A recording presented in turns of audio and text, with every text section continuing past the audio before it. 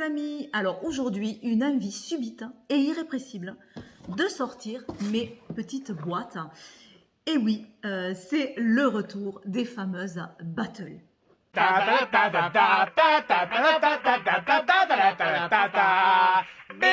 Voilà. Comme faire des choix est pour moi quelque chose de très facile, où j'ai jamais de difficultés, hein, c'est toujours très aisé de choisir entre deux choses. Donc je me remets au défi en espérant que le sort me soit favorable et que je galère pas trop, que ça soit pas trop sadique en fait, hein, au niveau des choix, que ça soit évident. Voilà, forcément. C'est pas possible. C'est surréaliste pour moi. Là. Allez, on va commencer de suite. Je commence par quoi? Oracle ou tarot? Comme si vous alliez me répondre. Hein? Voilà.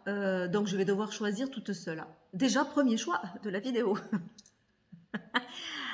Eh ben, mes cadets, eh ben, mes petits frères, ça commence bien. Alors, tarot. Allez. Ah, j'ai pas rajouté les derniers tarots. À la boulette. Ça dépasse tout ce que j'ai pu imaginer. Ah oui, j'ai fait la boulette. Mince. Il y en a quelques-uns. Oh, il n'y en a pas trop non plus. Oh, tant pis. Je les rajouterai pour la prochaine fois. Ou alors je vais les mettre. Non, à la prochaine fois. Allez. Alors, pour la première battle, nous allons avoir premier compétiteur. Celui-ci. Le tarot des sœurs sorcières. Ouh! Un compétiteur de taille, mes amis, de taille. Très très beau tarot, je vais aller les chercher d'ailleurs, hein, comme ça, moi ça va m'aider à parler des jeux et évidemment du coup me positionner sur un ou sur l'autre, selon où je vais mettre l'angle de vue. Et vous, ça vous permet de les voir à nouveau ou de les découvrir. Donc, le tarot des sœurs sorcières. Hein. Face à... Ah, je sens que ça va être facile. Hein. Je sens bien. Face à l'Obro Tarot. L'Obro Tarot. Je sais plus qui tu es, toi. Et je suis dans quelle équipe? Ah si, je crois voir. Allez, je vais les chercher. Alors, et on a le tarot des sœurs sorcières que tout le monde connaît plus ou moins, je pense. Donc c'est un tarot de Julia Jeffrey qui est tout simplement sublime parce que j'adore le travail de Julia Jeffrey. J'ai eu un énorme coup de cœur sur le tarot du royaume caché que celui-ci n'a pas détrôné pour le coup. Je pense, oui, mon coup de cœur reste quand même le tarot du royaume caché. Ce qui est bien dans celui-ci, c'est qu'elle a fait aussi le livre, contrairement au tarot du royaume caché, où c'est, je crois, Barbara Amour qui avait écrit le livre. Voilà, donc là, on a quelque chose de complet dans ce jeu. Hop, voici le dos et les illustrations. On a un très très beau travail. Alors, je trouve que Julia Jeffrey est une portraitiste hors pair. Voilà, toutes ces illustrations avec des portraits sont sublimes. J'adore les émotions qu'on peut retrouver dans les cartes. Voilà, j'aime beaucoup ces personnages. Voilà. Ah, j'aime beaucoup le travail qu'elle a fait sur les deux de chaque série.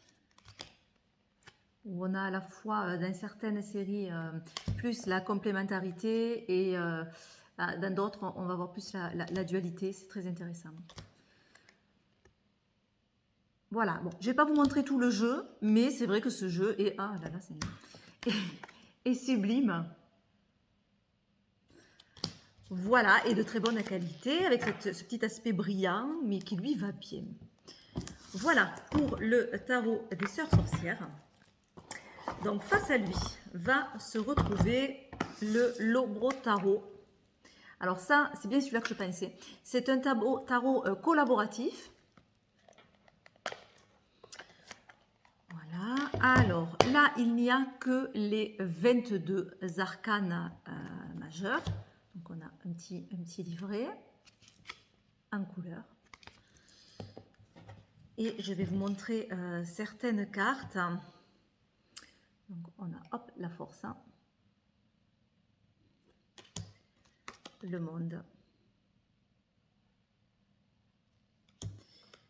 le soleil. Vous voyez qu'il y a plusieurs styles dans les illustrations. La lune. Qu'est-ce que je pourrais vous montrer? Ouais. Allez, le chariot. Les amoureux. L'impératrice. Et le dernier, le fou. Voilà, pour ce jeu, donc il n'y a que les arcanes majeurs. Hop, voilà le dos.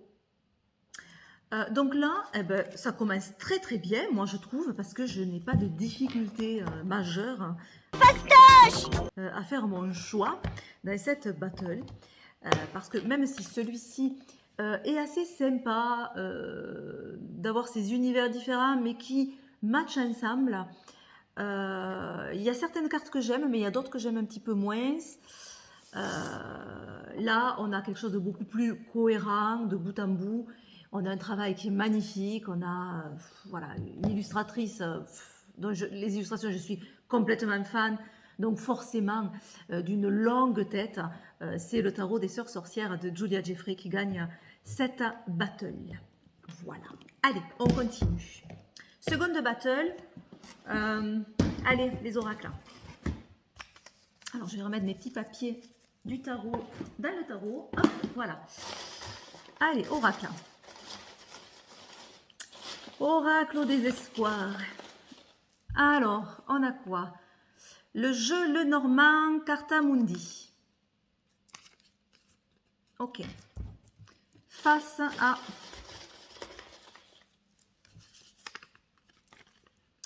l'horoscope chinois. Bon, on a quand même quelque chose de très différent dans les deux. Le Normand de chez Carta Mundi. Donc un petit Lenormand très connu qui était le petit Lenormand classique qu'on trouvait plus facilement en tout cas. Voilà, donc avec ce petit livret. Et voilà les cartes avec le petit message en haut. Voilà, alors sur ce jeu, c'est pas un jeu que j'ai l'habitude d'utiliser. Pourquoi? Déjà, la cartomancie est très présente et ça me gêne puisque je ne l'utilise pas, puisqu'elle n'est pas adaptée. Je ne l'ai jamais trouvée adaptée, donc je n'ai jamais compris ces associations. Et j'ai su bien plus tard que en fait il n'y avait rien à voir, donc c'est normal que je ne les comprenais pas. Donc déjà d'entrée, sans savoir, sans avoir plus d'éléments que ça sur le fait que Mademoiselle Lenormand n'a jamais utilisé ces jeux, ni dessiné, ni quoi que ce soit. Du coup, j'avais pris le parti déjà de ne pas utiliser la cartomancie et d'utiliser que le symbole du petit Lenormand. Donc c'est vrai que les jeux que j'ai le plus utilisés en petit Lenormand sont ceux où c'est assez discret, cette partie-là. Voilà, où ça ne me gêne pas le regard. Et là, je vois trop la carte, en fait, pour pouvoir l'occulter. Voilà, donc voilà une des raisons pour laquelle je n'utilise pas ce jeu. Après, les dessins des petits symboles du Lenormand sont assez sympas. Petit côté ancien qui est sympa. Hein. Voilà. Ensuite, Alors là aussi, c'est un jeu que je n'utilise pas. On me l'avait donné, ce jeu. L'horoscope chinois. Voilà, et alors je vous dirai bien de qui c'est. Donc c'est paru aux éditions Grimaud.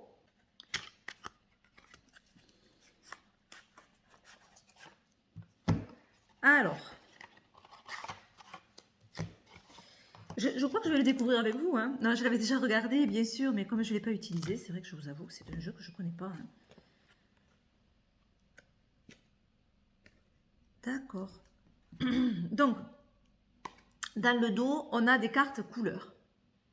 Vous voyez, voilà, couleur, c'est écrit dans le dos. Et quand on retourne la carte, ben, on a du vert, on a du jaune, hein,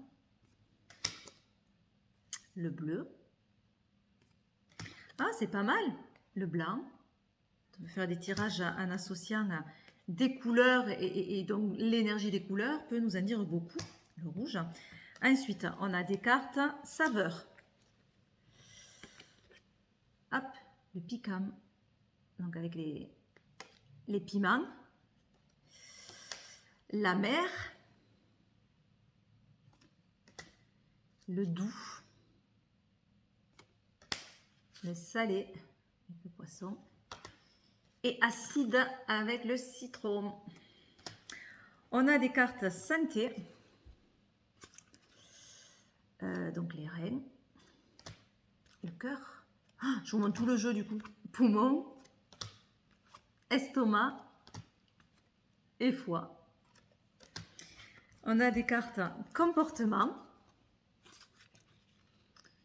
Calme, prospère. Alors, je vois pas trop là l'horoscope chinois.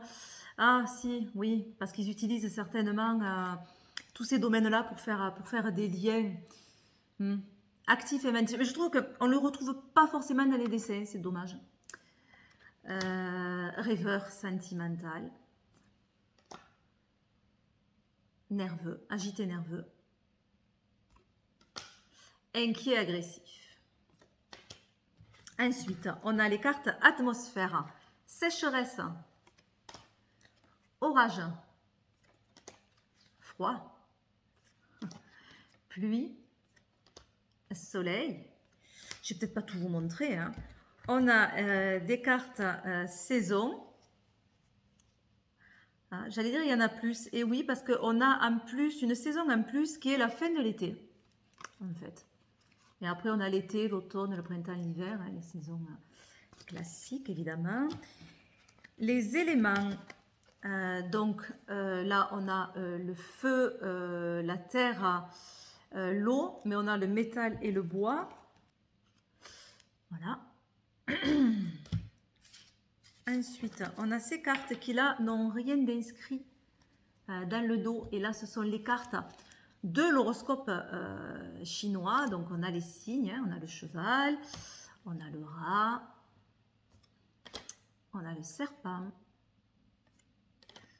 on a le coq, le dragon, etc. Donc tous les signes chinois.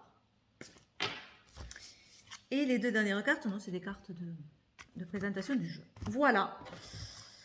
Voilà pour ce jeu où on peut quand même faire pas mal de choses entre les couleurs, les saisons, les éléments, les signes, l'aspect physique ou santé, le comportement. Ouais, on peut avoir des choses qui peuvent être intéressantes pour travailler sur soi. Pourquoi pas? Alors, maintenant, il me faut choisir. Alors, l'horoscope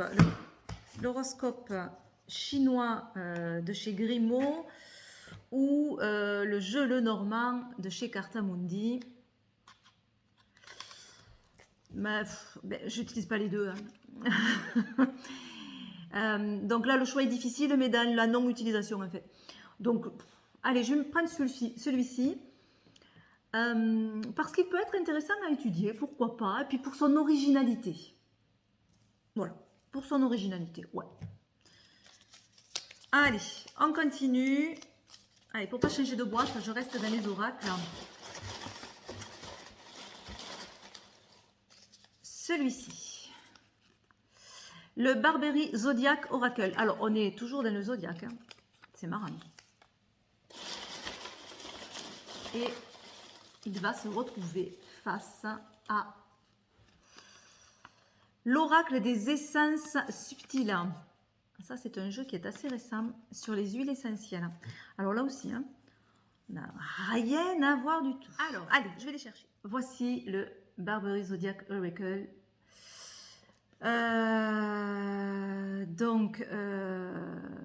De Barberry et écrit par Baramour.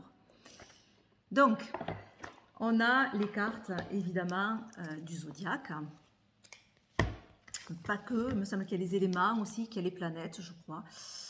Voilà, alors, hop. Le bélier, donc signe de feu, hein, on le voit de suite. Le taureau. Je ne vais pas tous vous les montrer, mais le cancer, je ne vous ai pas montré le dos. Voilà, il est assez connu aussi, hein, ce jeu. Le lion. La Vierge, est très jolie la Vierge. Et ensuite, on a du coup les planètes. Mercure. Jupiter. La Lune. Et on a le Soleil, on a aussi les deux astres avec les planètes. Ensuite, on a les éléments, la terre, le feu, l'eau et l'air. Voilà. Et on a un petit livret qui est multilingue, je crois. Ouais.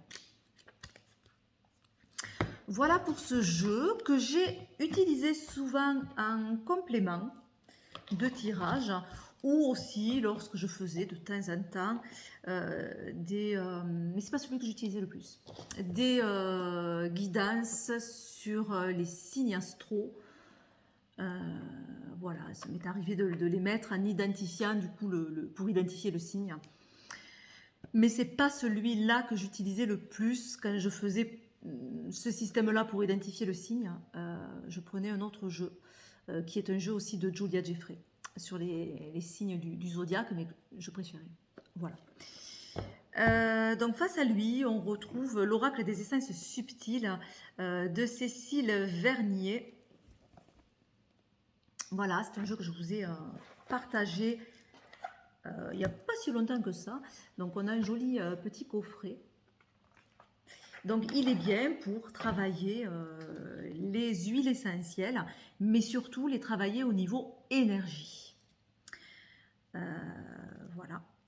Donc hop, le dos, et on va retrouver donc l'huile essentielle, un petit mot-clé chaque fois. Voilà, par exemple, Angélique, on a clarté. Voilà. La mandarine. Voilà, donc je ne montre pas tout, hein, mais voilà, on se retrouve avec toutes les huiles essentielles. Le cèdre, le citron, etc. Et c'est pas mal pour travailler sur soi et pour travailler sur les énergies, en fait. Hein. Le livre est bien fait, je trouve, où on a chaque fois l'illustration en grand, on a le nom, on a également des mots-clés et on a plein de petites infos. Après, on peut aller voir les questionnements que peuvent nous présenter cette carte, les pouvoirs énergétiques, pour qui, pourquoi. Donc c'est vrai que c'est bien parce qu'on peut vraiment travailler avec cette énergie-là et pourquoi pas, si on tombe sans arrêt sur la même carte présentant une huile essentielle, pourquoi pas aller acheter cette huile essentielle et travailler plus en profondeur avec elle. Donc c'est pas mal. Voilà, et c'est associé à des chakras, donc là, chakra de la gorge. Voilà. Donc le livret est quand même un joli travail de fait, et c'est pour ça que je vais choisir dans cette battle ce jeu, du coup. Voilà, ça va être le gagnant pour le travail qui est fait sur l'approche des huiles essentielles, que je trouve quand même très intéressant. Voilà. Bon, mais pour l'instant, je galère pas trop, hein. Non. Allez, on va faire peut-être un dernier sur les tarots. Allez. Alors, premier jeu en compétition, celui-ci. Le tarot psychique. Ok. Deuxième jeu en compétition, celui-ci. Le tarot Arnoux Anfou de 1801. Ah oui, c'est un tarot de Marseille. Allez, je vais chercher. Alors, on retrouve ce magnifique tarot de Marseille que l'on retrouve sur le site Tarot de Marseille Héritage. Voilà, c'est un facsimilé d'Yves Reynaud et Wilfried Houdouin. Voilà, donc leur travail est toujours extraordinaire. J'adore leur site, j'adore ce qu'ils proposent. Ils font des facsimilés qui sont incroyables et d'une incroyable qualité pour un prix que je trouve assez raisonnable. Enfin, si vous voulez un beau tarot de Marseille, vous avez le choix, vous allez sur ce site et vous trouvez vraiment des jeux qui sont sublimes. Voilà, ceci étant dit, donc on se concentre sur celui-là. Alors je ne sais jamais, moi venant du sud, je dis toutes les lettres. Donc moi j'aurais tendance à dire Arnoux et un Fuchs. 1801, mais je vous avoue que je ne sais pas si les X se prononcent ou pas. Voilà, hop, donc je vous montre. Voilà, je vous montre ce jeu. Oh, les bleus sont très profonds. Voilà notre ami le battleur. Donc, on a chaque fois hop, le nom qu'on retrouve sur le côté. Avec France. Voilà, et dans toutes les cartes, c'est marrant.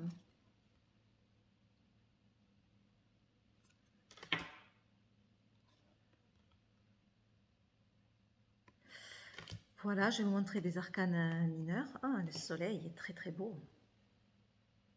De jolies couleurs sur ce jeu, j'aime beaucoup. Je ne vous ai pas montré le tarotage. Voilà. Ah, j'aime beaucoup. Et on a des arcanes mineurs. Allez. Magnifique 2 d'épée. Magnifique. J'aime beaucoup la série des épées dans le tarot de Marseille. Ah, et ce 2 de denier aussi. C'est très très belle carte aussi, le 2 de denier. J'aime énormément.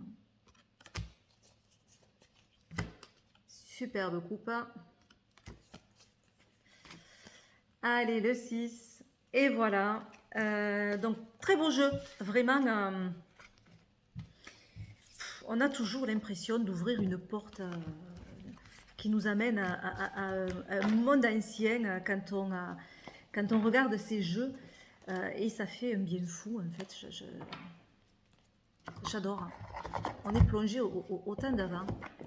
Je sais pas, il y a une énergie dans ces jeux qui est toujours incroyable. Et le tarot psychique de John Holland, activez votre intuition. Voilà, donc là, on n'a pas un tarot classique et je crois qu'il n'y a pas toutes les cartes du tarot. Je ne veux pas dire de bêtises, mais ouais, non, 65 cartes. Donc, c'est pas un tarot classique. Voilà, le dos, les dorures. Alors, je ne suis pas très fan des illustrations, ou un petit peu moins fan. Mais bon, on a le 7, tromperie et envie. Donc là, on doit être dans les épées. Donc on retrouve des couleurs, vous voyez, des bordures avec des couleurs pour savoir dans quelle série on se trouve. Début et prospérité. Là, on doit être dans les deniers, je suppose. Ah voilà, les noirs sont les arcanes majeurs. Donc là, on a le monde. Le 6 d'épée est passé à autre chose. Voilà, donc on a des petites phrases pour chaque arcane. Et ça, si vous débutez le tarot, ben, c'est quelque chose qui peut aider. Parce que, enfin, voilà, on arrive à suivre. Voilà, l'arcane 13, transformation. Hein. Voilà pour pour ce tarot, qui est assez coloré du coup. Voilà. Alors, ben, forcément, hein, là non plus c'est pas dur. Hein. C'était facile aussi. Je galère pas. Presque ça me manquerait, dis donc.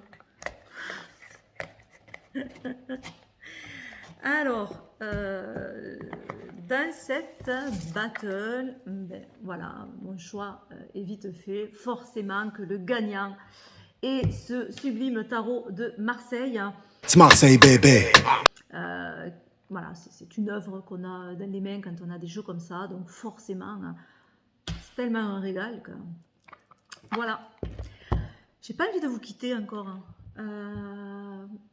On s'en ferait pas un autre, hein? Ouais, allez, on va en faire 2 autres et puis après stop. Hein.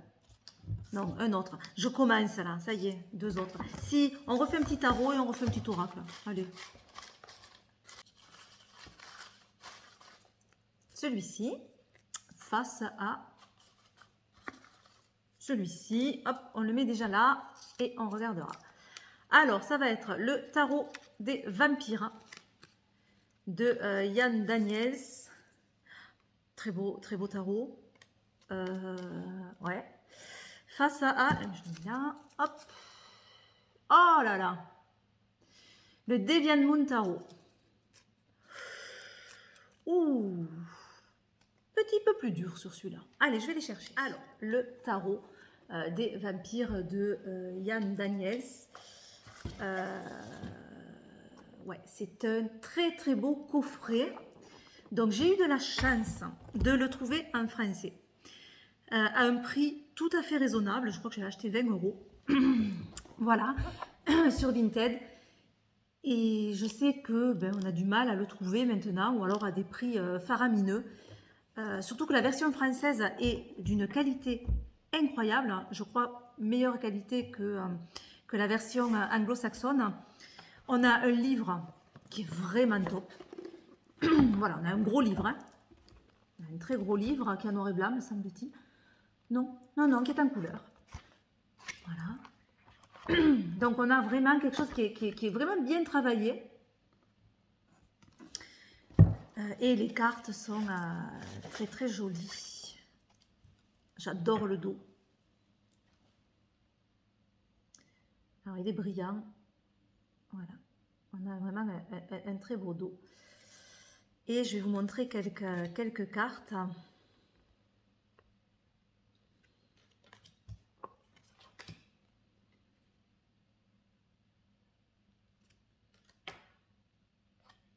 Voilà. Très très belle. Voilà, on a vraiment de belles cartes. Hein. Certaines sont plus sombres que d'autres. Bon, forcément, on est dans l'univers des vampires. Hein.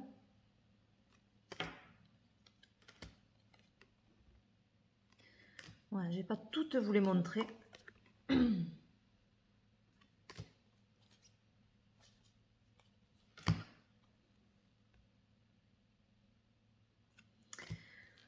Voilà. Ouais, très beau jeu. Ah, c'est magnifique. Les amoureux. Très très belle.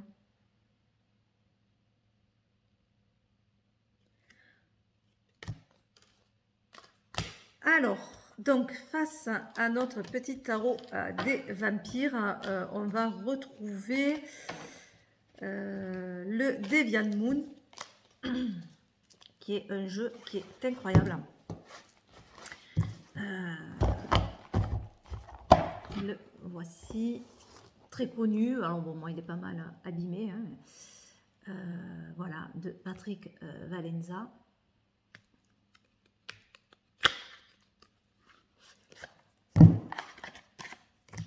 Bon, là, forcément, au niveau du livret, on n'a qu'un petit livret blanc, voilà, qui met même plusieurs langues, je pense, oui.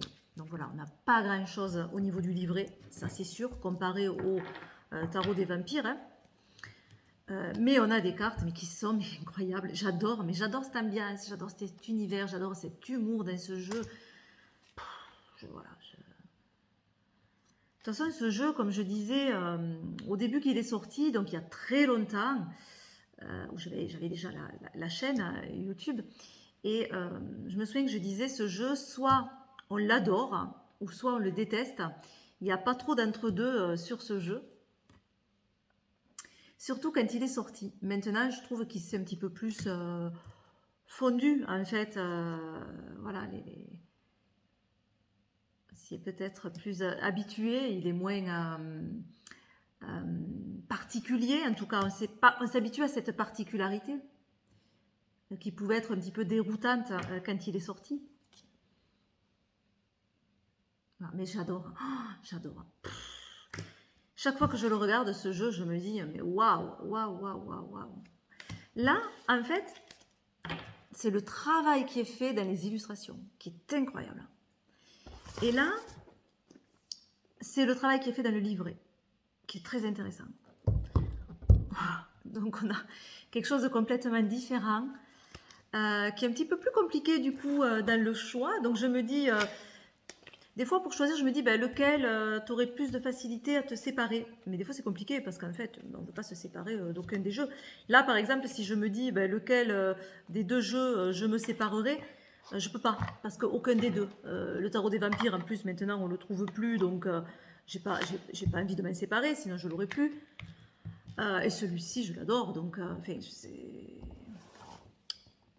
mais il faut faire un choix. Allez. Qu'est-ce que je fais? Celui-ci. Allez. Le grand gagnant de cette battle, c'est le Deviant Moon parce que gros coup de cœur, pour moi, sur ce jeu. Et j'avoue que ça a été une claque, celui-ci. Donc, ouais, largement. Allez. On se fait un petit dernier pour la route. Allez, pour la route. Donc, oracle. Voici le premier oracle en compétition, le Yagel Didier.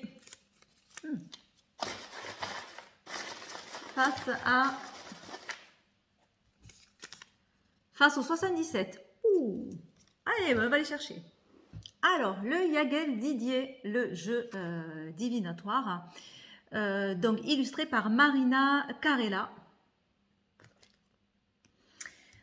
Donc ça, c'est un oracle où on a peu de cartes. Donc les cartes sont à l'intérieur. Donc on a le livre avec voilà, toutes les significations. Et à l'intérieur, on a un petit, voilà, petite pochette en fait pour glisser les cartes. Bon, ça c'est pas terrible, hein, j'avoue. Alors c'est un jeu où il n'y a pas énormément de cartes.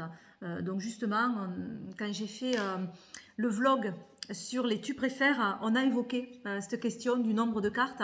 C'est pas quelque chose moi qui me dérange quand il n'y a pas beaucoup de cartes, du moment que le jeu est bien structuré en fait, il n'est pas fermé.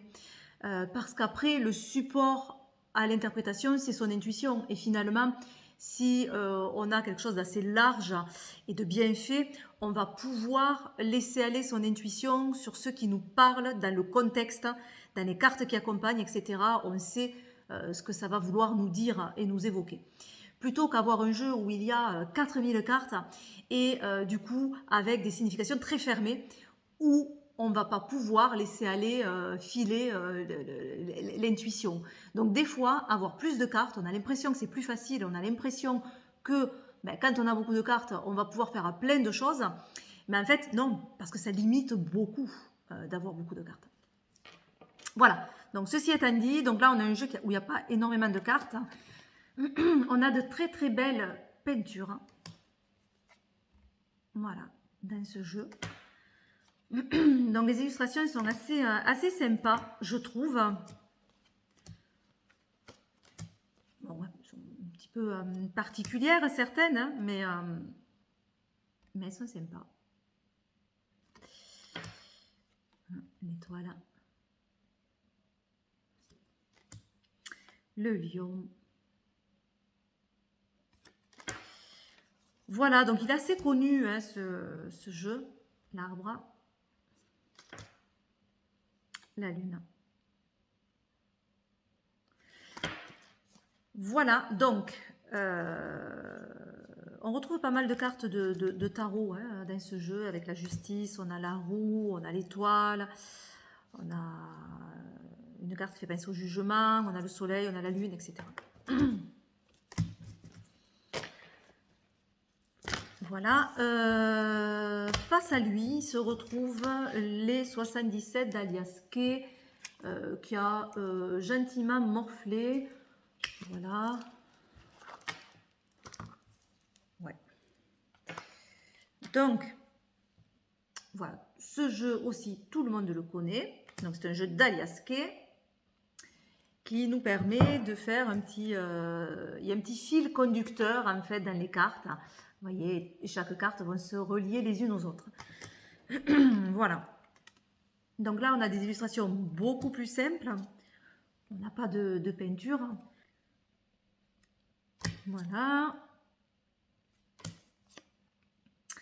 Donc très connu, qui est vraiment bien à utiliser, je trouve. Et que j'ai pas mal utilisé. Donc, qu'est-ce que je vais faire, moi? Je ne sais pas. Donc, on a deux jeux où il y a un travail qui est très bien fait sur les deux. Je ne sais pas. Alors, celui-ci est le jeu que j'ai le plus utilisé entre les deux, mais celui-ci, je l'ai depuis moins longtemps. Je trouve que les deux sont de bons supports à l'intuition. Les illustrations, je préfère celui-ci parce que j'adore les peintures. Hein. Et puis un côté très envoûtant. Mais le concept, j'aime bien celui-ci avec ce fil qui relie toutes les cartes. C'est trop dur! Qu'est-ce que je pourrais dire? Sur quoi je mets l'angle de vue? Ah là là là là là là là là. Je sais pas. Qu'est-ce que je fais? On n'a pas toute la vie devant soi. Il serait temps quand même que je prenne une position. Les 77 d'Alias Kay. Allez. C'est quand même le jeu que j'ai le plus utilisé. Qui a cette originalité avec ces petites cartes carrées. Où il y a vraiment une conception de ce jeu qui est très intéressante. Ouais, il mérite d'être en tête. Voilà, mais voilà sur cette petite, enfin ces petites battles. Moi, je vous fais plein de gros bisous et puis je vous dis à très vite. Bye bye.